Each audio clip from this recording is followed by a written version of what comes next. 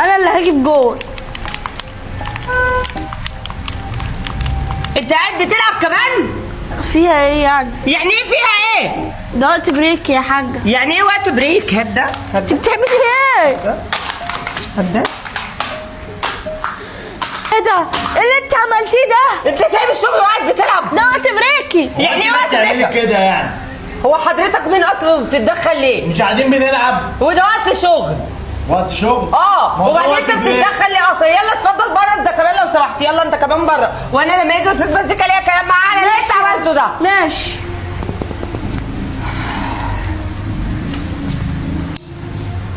انا اللي كسرت الدراع، بس لما يجي صاحب المكان هيبقى عمر هو اللي كسر الدراع، ويغور بقى في داهيه، وقلبي بقى يبقى مرفرف كده في المكان بحريته من غير عمر.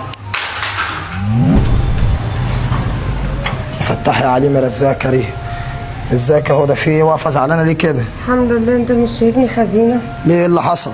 عمر في ناس كانوا قاعدين بيلعبوا بلاي ستيشن هنا، وناس كويسه ومبسوطه وبتيجي كل يوم، راح مره واحده لقيته اتجنن وراح مكسر لهم الدراع وماشي، الناس زعلانين. يا نهار اسود، دراع البلاي ستيشن دوت، ده دراع البلاي ستيشن دوت عامل بتاع 75,000 جنيه. بص انا من ساعتها بعيط ازاي.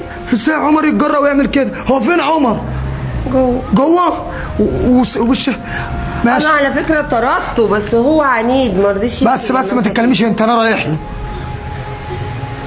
لك سر عند الله بينك أنت وبين الله،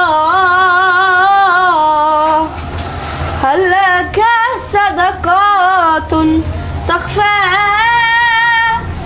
لا يعلمها إلا الله. حلو قوي الكلام ده، بس اللي مش حلو بقى يا عمر لما تسيب شغلك وتقعد تلعب في بلاي ستيشن وتكسر الدراعات للناس وهي بتلعب. دراع ب70,000 جنيه يتكسر؟ بس أنا ما كسرتوش والله يا شيخ وانا كده اصدقك؟